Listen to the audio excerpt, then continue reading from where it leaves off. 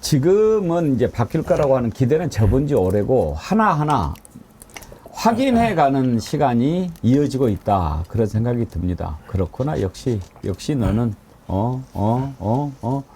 이렇게 지금 국민들이 생각하고 있는 것 아닙니까? 이번 검찰 인사를 보면서 이준석 대표는 개혁신당인가요? T-익스프레스를 탔다. 그런 표현을 썼더라고요. 그거 한번 띄워봐 주시겠어요? 전철을 밟지 않기를 바랐지만 16년 전. 그런데 T-익스프레스를 탔다. T-익스프레스라고 하는 게 김종 원장님이 탄핵 열차를 탄핵 탔다. 열차가 이제 빨리 열차 탔다. 빨리 탈 거란 그렇게 얘기죠. 봐야죠. 네네.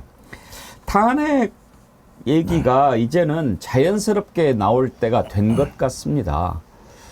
본인도 듣겠죠. 뭐 작년인가 언젠가도 뭐 탄핵할 때면 해보세요. 뭐 그러더니 어제는 이제 뭐 요즘에 계속 돈 들어가면서 뭐 되지도 않는 민생 토론회 하면서 느닷없이 개혁에 저항하는 사람들이 정권을 뭐 참 비퇴진 운동한다. 이렇게 또 얘기를 하더라고요. 그러니까 자신에 대한 탄핵 얘기가 나오는 것을 알고 정권 퇴진 운동을 하는 사람들은 이제 반개혁 세력이다. 이렇게 정리를 하는 것 같았어요. 한번 들어보시죠. 개혁을 하게 되면 결국은 많은 국민들에게 이롭지만 또 누군가는 어떤 기득권을 뺏깁니다. 뭔가를 빼앗기는 쪽에서는 정말 정권 퇴진 운동을 하게 되는 겁니다. 잠시 눈을 불편하게 해드렸군요. 정권 퇴진 운동을 뭔가 빼앗기는 쪽에서 한다. 김유정 의원님. 그러니까 본인은 개혁을 하려고 하는데 개혁을 하는 일은 적을 만드는 일이다라고 규정을 하는 거예요. 그래서 기득권을 잃는 쪽에서 이 개혁에 저항을 하고 정권 퇴진 운동을 하게 되는 것이라서 불가피하게 개혁을 하는 과정에서는 내가 적을 만들 수밖에 없다 이런 취지인데 뭔 말인지는 잘 모르겠고요. 그러니까 본인이 하고자 하는 국정운영 방향이나 어떤 정책에 대해서 방향성의 문제 제기하고 이거 틀렸다라고 얘기하면 그거는 반개혁 세력이고 정권 퇴진 하라는 그런 세력이다라고 규정을 하는 거죠. 그러니까 한마디로 말하면은 4월 16일 국무회의 모두 발언이나 5월 9일 기자회견이나 한치도 벗어나지 않는 그 스탠스에서 그런 얘기를 똑같이 어제 한 겁니다. 그러니까 나의 방향은 옳은데 거기에 문제 제기하고 비토하는 세력은 반개혁 세력이고 문제 있으니까 조용히 해라. 이런 취지인 거죠. 반개혁 세력 한 말씀 해보세요. 아니 근데 저는 좀 이게 어이가 없는 게 무슨 개혁을 하려고 했다라는 겁니까? 그러니까 후쿠시마 오염수를 동해바다에다가 막 일본이 뿌리는 거가 개혁입니까? 그러면은 뭐 용산도 옮기고 도어 스태핑을 잠정 혼자서 중단하는 게 이런 게 개혁입니까? 그리고 의료에 대해서도 지금 의료 시장이 완전히 무너졌는데요. 뭐 깡통 실사 해놓고서 그냥 아무 근거도 없이 그냥 의사들 늘려버리는 게 그 개혁입니까? 그러니까 이분은 참 개혁이라는 말을 또 오염시키는데 자유에 이어서 저는 참 하루라도 임기를 단축하는 것이 이제는 더 나라를 위해서 바람직하겠다라는 생각이 드는 발언이고요. 저런 식의 반국가 단체 이런 말 쓰는 거 과거에 우리가 독재 정권에서 빨갱이 낙인 찍던 거랑 똑같은 거 아닙니까? 본인의 독재를 정당화하고 독재를 반대하면서 민주주의 우리 헌법을 지키자라고 얘기한 사람들 데려다가 고문하고 죽이고 한 거 아닙니까? 저는 지금 2024년도에 이런 통치 스타일을 보고 있다라는 게 너무나도 큰 자괴감이 저는 우선 들고요. 그리고 이게 뭐 맥락은 좀 벗어나는 얘기지만 참 이런 대통령에 대해서 이준석 대표는 기자회견 점수 80점을 주고요. 또 홍준표 시장 같은 사람 또 총리로 추천하고요. 제가 이준석 대표 그 인터뷰 하나 제가 읊어드리면서 제가 참 귀를 의심했는데 이준석 대표가 한 말입니다. 김건희 여사의 명품 가방 문제는 특검이나 이런 수사에 이르지 않았으면 좋겠다는 생각이다. 왜냐하면 이미 영상으로 다 보지 않았냐. 사과 표현은 그 정도면 됐지만은 재발 방지 조처만 필요하다. 이렇게 얘기하고 있거든요. 그러니까 윤석열, 홍준표, 이준석 이런 사람들이 지금 계속 그 권력을 놓고서 서로 알콩달콩하는 모습 자체가 그냥 이제는 더 이상 국민들이 이제는 전 참아서는 안 되고요. 그냥 윤석열 대통령을 정점으로 해서 여기 붙어있는 그 불나방들 있지 않습니까? 그러니까 이번에 확 다 청소를 좀 해야 될 시점이 전 다가오고 있다. 저 그렇게 생각합니다. 정당 바로 세우기. 예, 제가 100% 지지합니다.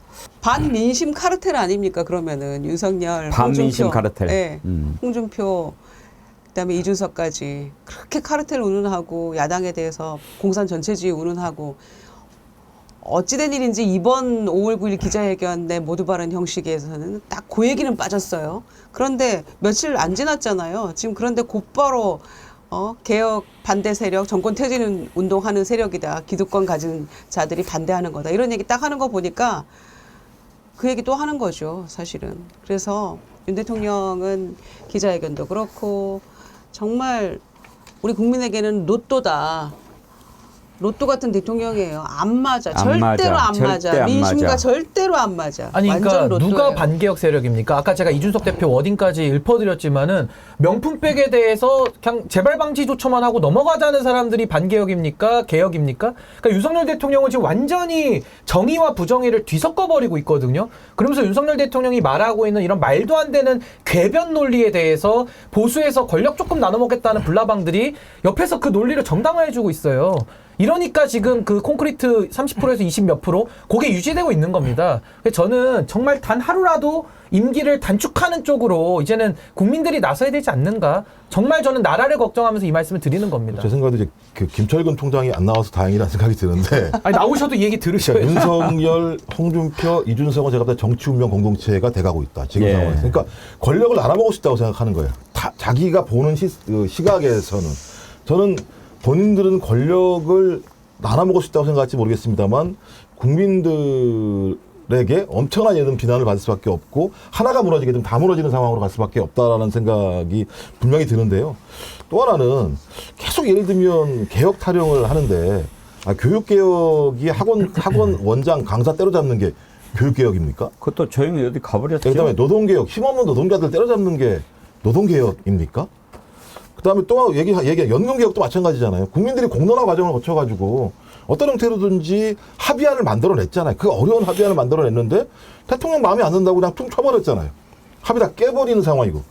그다음에 의료개혁도 마찬가지인데 2,000명에 대한 과학적 근거를 아직까지 못 내놓고 있는 상황이에요. 그러니까 본인은 개혁을 부르짖는 게 아니라 자기가 마음 먹은 대로 세상을 갖다 만들 수 있다고 생각하는 사람들인 거예요. 그러니까 그건 제가 볼 땐 권력을 위임받은 게 아니라 권력을 손에 쥐고 있다고 생각하고 그 손에 쥐고 있는 권력을 유지하기 위해서 그 권력의 칼을 마음대로 휘두를 수 있다고 생각하는 것이고 그 칼이 무서워서 홍준표는 고개를 납죽 수그리고 있는 것이고 그 옆에서 지금 이준석은 그 다음 시대를 노리고 있는 상황인 거예요.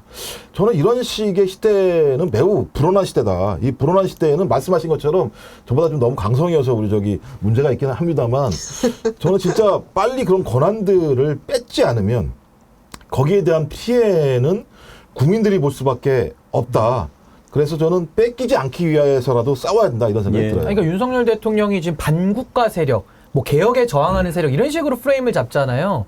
명품백 수사하면 안 된다라는 사람들이 반국가 세력 아닙니까? 그게 홍준표 시장이죠. 그리고 홍준표 시장 같은 사람을 총리로 추천하는 이준석 대표. 아까 명품백에 대해서는 재발 방지만 하고 넘어가면 충분하다는 이런 세력들이 반국가 세력, 반개혁 세력 아닙니까? 근데 왜 또 당명은 또 개혁신당이에요? 뭘 개혁하겠다는 거예요? 그러니까 이 논리가 똑같지 않습니까? 윤석열 대통령도 본인이 하는 것은 범죄를 매일매일 쌓고 있는 일만 하면서 이걸 지적하는 사람들을 오히려 뒤바꿔가지고 제가 과거에도 방송 나와서 여러 번 얘기했을 겁니다. 검사, 특수부 검사의 주된 논리. 가해자와 피해자를 늘 바꿔치는 겁니다. 지금도 개혁 세력과 반개혁 세력을 바꿔치면서 국민을 가르고 본인을 개혁으로 또 포장하는 이런 어이없는 양두굴을 또 하는 거거든요. 거기에 붙어있는 홍준표, 이준석 이런 정말 보수의 불나방들이 또 옆에 붙어있기 때문에 이게 개선이 안 되는 겁니다. 그러니까 저는 지금은 이제 국민들께서 정말 일어나가지고 이 국민들을 반개혁 세력 내지는 홍준표 시장 말을 빌리면 뭐 하이에나라고 아까 비유를 하던데 어떻게 국민을 하이에나에 비유합니까? 그리고 그런 사람 어떻게 총리로 추천합니까? 다 똑같은 인간들이다. 그래서 저는 여기에 대해서 국민들이 반드시 제동 걸고 이번에는 완전히 책임을 저는 끝까지 물어야 된다라고 저는 생각합니다. 그래요. 뭔가 빼앗기는 쪽에서 정권 퇴진 운동을 하게 된다고요? 우리가 빼앗긴 게 많습니다.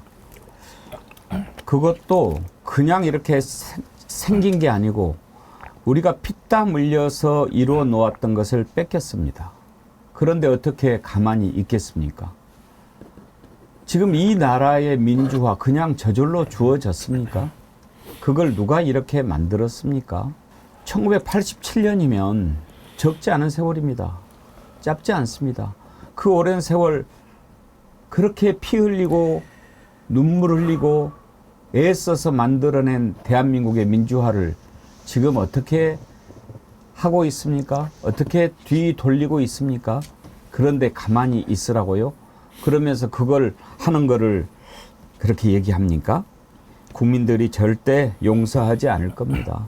지금 이렇게 하고 지금 이 꼴이 돼 있는데 이제 또 슬슬 나가고 싶은가 봐요. 나간 지 오래됐죠.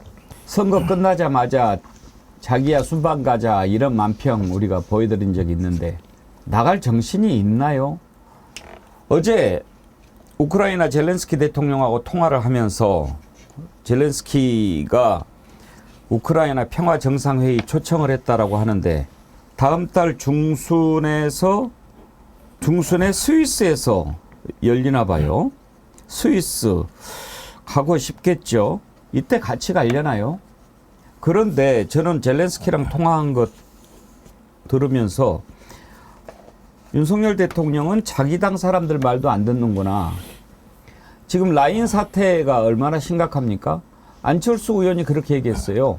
당장 기시다하고 통화해라. 아, 그렇게 가깝다면서 이런 문제 났을 때 기시다하고 통화해서 그 문제 풀어야지. 그래서 옳은 얘기 하는구나 그랬는데 하라는 기시다하고 통화는 안 하고 젤렌스키하고 통화해가지고 스위스 갈 국리를 하는 겁니까? 신뢰관계가 충분하다고 지난번에 기자회견도 그랬잖아요. 기시다 총리하고. 지금 스위스 갈 때예요. 그러니까 아마 관심법으로 다 마음을 읽나 보죠. 서로 통화 지금 안 해도. 버킷리스트 중에 스위스 아직 안 갔나요? 스위스 안 갔던 것 같은데 아직. 그러니까 지금 사실 국민들이 다 예의주시하고 계시는 게 언제 김건희 여사가 전면에 다시 등장할 것인가 라는 거잖아요. 저는 어제 우크라이나 젤렌스키랑 통화하면서 초청받았다고 그래서 우크라이나를 또 가려고 하나? 지난번에 우크라이나 갔다가 명품샵 김건희가 들르지 않았어요? 그 영화랑? 리투아니아 갔다가 리투아니아? 그러면서 이제 우크라이나에 갔었죠. 방문을 했다가 가는 왔죠. 길이었죠. 갑자기 방문했죠. 그때 놀래가지고 못 찾아온 거 지금 찾으러 가려고 하는 그리고 건가 했더니 그게 그때 아니고 오송 참사도 일어났고요. 예. 그래서 스위스 내가 간다고 예. 하는 거예요 지금. 네. 그나저나 지금 나갈 계획을 세우고 있다는 거 아닙니까? 나가야죠. 여행은 중독인데요. 특히 의전 서열 1위잖아요. 외교부의 의전은요 상상을 초월할 정도입니다. 그러니까 노무현 대통령도 무슨 말씀하셨냐면, 아이고 외교부 의전 몇 번을 하고 나니까 이게 너무 여기 익숙해지고 좋은 거예요. 아. 그러니까 외교부는 그걸 되게 잘하고 본인이 한번 갔다 오면 이제 미치는 거죠. 이제 외교부 의전 가장 편하게 국내에 들어오면 대부분 하지 마십시오가 많은데.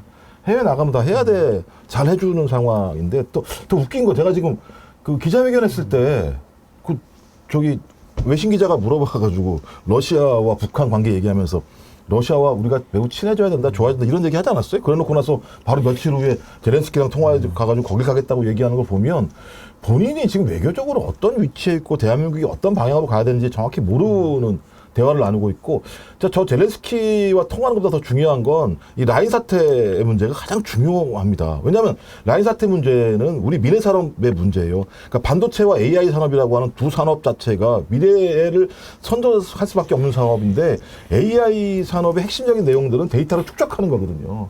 데이터를 만들어낼 수 있는 가장 잘하는 데가 구글 같은 데입니다. 근데 동남아시아에서 라인이라고 하는 건 그런 정보들을 축적할 수 있는 중요한 자산이에요. 근데 그런 자산을 포기하게 강요하고 있는 일본에 대해서 그걸 묵과하고 있는 상황, 이 정부가. 그건 본인이 계속 얘기하는 반도체 무슨 자기가 경제 잘하는 것처럼 얘기했던 것과 정반대의 일을 하고 있는 것. 그러니까 경제도 말아먹고 제가 볼 때 안보도 말아먹고 다 그랬었다니까요. 제가 볼 때 지금 가서 또 젤렌스키와 통화하면서 자기가 과시하려고 할지 모르겠습니다만 국제사회에서 소위 국익에 전혀 국익에 도움이 안 되는 행위들을 앞으로 계속 반복적으로 할 수밖에 없을 거예요. 그러니까 말씀하셨던 것처럼 빨리 정리를 해야 국가를 위해서 우리 경제를 위해서도 좋을 수밖에 없다 이렇게 생각할 수밖에 없습니다. 근데 저는 의전이 나쁜 건 아닌데요. 당연히 국가 원수고 나라를 대표해서 나가면 의전은 필수 불가결한 거 아니겠습니까? 근데 문제는 대통령다운 짓을 좀 하면서 의전도 받아야지 지금 대통령직을 너무 수행을 못하다 보니까 국민들이 임기를 좀 줄였으면 좋겠다 이러고 있는데 해외에 나가서 그렇게 대접받고 이러면 좀 국민들한테 안 미안할까요? 그리고 그 옆에서 수행하는 외교부 공무원들한테도 좀 민망하지 않나요? 그러니까 물론 본인이 이제 국내에 있으니까 24시간 언론이 작용만 한다고 생각을 하니까 스트레스 지수가 좀 쌓였겠죠. 그래서 이제 국회로 좀 나가고 싶은 때가 되기는 됐을 텐데 대통령 자리라는 것이 본인 스트레스 풀려고 있는 자리는 아니지 않습니까? 그것도 국가 돈을 이용해가지고 해외에 무슨 세계 일주 하는 자아 실현의 공간은 아니기 때문에 전 윤석열 대통령이 인간이라면은 일말의 양심을 가지고 좀 국민들한테는 좀 미안해야 할 필요가 있다. 그 미안함도 없고 만약에 뭐 술 먹고 다니면서 좋아한다? 그건 사람이 아닌 거죠, 제가 볼 때는. 아니 나갈 수밖에 양심이 없어요. 없는 거죠. 왜냐면 근데 나가면- 부인이 나가자 그럴 거예요. 나가면 스트레스 안 받고 좋다 그랬었잖아요. 그리고 말씀하신 대로 외교부에서 그렇게 알아서 대통령에 대한 의전을 얼마나 철저하게 잘 하겠습니까? 그런데도 불구하고 네덜란드였나요? 그때 대사 초치해가지고 니네 너무 과도하게 요구하는 거 아니야라고 문제제기 한 번 한 적이 있었죠. 작년이었나요? 언제였나요? 그 정도로 잘하는 외교부 의전에 플러스 알파를 과도하게 요구를 하니까 네덜란드에선가 이거 좀 심하지 않냐라고 했던 거잖아요. 그러니까 이런 것들이 다 너무나 국격을 떨어뜨리는 것이고 부끄러워서 살 수가 없는 그런 모습을 국내에서뿐만 아니라 나가서도 하고 있다는 거. 그게 정말 심각한 문제인 거죠. 아니 저 기시다하고 통화하라고 그랬더니 젤렌스키하고 통화한 것만 해도 뜨악했는데 정상회의 초청을 받고 외국에 나간다고 그래서 우크라이나 가나 했는데 스위스라는 거예요. 그러니까요. 그래서 참 이거는 아니다. 정말 한두 살 먹은 애도 아니고 이렇게 민심을 모를까. 난 좀 상상이 잘 안 되는데 정상적인 사고방식을 가졌다. 근데 그 상상을 하시면 예비비를 530억인가 썼다는 거잖아요. 예. 작년에요. 근데 원래 배당된 게 한 200억 정도예요. 그러니까 2배를 더 쓴 거예요. 배당한 게 자기들이 신청한 거예요. 아니, 그러니까 예산을. 예. 200억 정도밖에 안 예. 되는데 그러니까 2배를 더 갖다 끌어 쓴 거죠. 532억을 더 갖다 쓴 거예요. 이제 그렇다면 제가 볼 때는 대통령실의 주문일 거예요. 외교부가 이렇게 하던 이유가 없으니까. 그러니까 대통령과 대통령실 사람들이 해외를 나가면 얼마나 좋은 상황인지 본인들이 얼마나 잘 누릴 수 있는지를 알기 때문에 이렇게 하는 거예요. 상식적인 공직자라면 자기가 해외에 나가서 이렇게 돈을 쓰는 것이 얼마만큼 국민들에게 지탄을 받을지 알게 될 것이고, 또 아시겠습니다만 엑스포 문제 관련해서 119대 29의 대패를 당한 상황이라면 해외에 나갈 때도 전략을 잘 짜서 진짜 국익을 위해서 필요한 곳만 가야 되는 게 상식적인 거예요. 근데 제가 볼 때는 지금 여지가 열리니까 자기가 일부러 전화까지 해가지고 스위스 가겠다라는 얘기를 하니까 또 국민들 세금 예비비로 긁어가지고 계속 나가겠다는 얘기밖에 안 되기 때문에 저는 말씀하신 것처럼 만약에 두 사람이 비행기를 타고 나가는 모습이 우리 국민, 그러니까 전용기에 타고 나서 보이게 되면 저는 그 순간 국민들은 딱 하나의 단어를 생각할 거예요. 아, 탄핵해야 되겠구나, 진짜로. 그러니까 저는 전용기에 또 이번에 이원모 비서관 또 들어왔잖아요. 그 배우자 또 타나? 이 생각도 좀 들어요. 아니 그리고 대통령은 몰라도 김건희는 출국 금지 시켜야 되는 거 아닙니까? 그렇죠. 수사 대상자면은 출국 금지해야 하는 것도 하나 고려를 해봐야 되는 건데, 저는 그 외교라는 게 대한민국에 돈을 써가지고 대한민국의 위상을 높이고 우리의 국익을 지키려고 하는 거잖아요. 근데 방금 우리 김종욱 박사님 말씀하신 대로 외교는 그렇게 하고 다녔는데, 근데 성적은 꼴찌예요. 표는 29표밖에 자기 지지율 비스무리하게 받아오고, 또 일본 가도 그렇게 외교하고 자랑 많이 하지 않았습니까? 그리고 게다가 대한민국이 그동안 전통적으로 어느 대통령이 되더라도 일본에 대해서 역사 문제나 영토 문제나 모든 거에 대해서는 원칙적으로 다 해왔거든요. 그동안의 모든 대통령들이. 근데 그 원칙대로 하던 거 다 본인이 예외로 바꿔놓고 안 해버리고, 그러면서 일본에 대해 가지고는 뭐 잘 될 거야 라고 허풍만 다치고, 이거 거의 무슨 뭐 국민들 상대로 외교 갖다가 뭐 사기치는 거 아닙니까? 그 돈은 그렇게 다 갖다 쓰고, 그 일본하고 라인 문제도 다 꼬여버려가지고 오히려 우리는 왜 외교를 하면 할수록 왜 국익은 더 사라집니까? 그럼 그런 외교를 왜 합니까? 국익이 사라지는 외교가 있나요? 그래서 저는 이분은 그냥 의전에 미친 것 같아요. 제가 볼 때는 그냥 의전 받고 싶어가지고 거의 이렇게 소위 말하는 우리가 뭐 환장했다 그러잖아요. 의전에 아주 맛을 강하게 본 거죠. 그래서 의전에 취한 게 아닌가? 그러니까 술에만 취하는 게 아니라 이제 의전에도 취하는구나 라는 생각이 들면서 굉장히 해외에 나갈 때마다 묘한 불안감이 듭니다. 라인이 뭔지 모르는 거 아닐까요? 라임 사태 생각하는 거 아닐까요? 윤석열 라인 뭐 이런 건 알 텐데. 난 도대체 그러지 않고서야 이렇게까지 아무렇지도 않을 수 있나요? 이 라인 아닐까? 아이라인.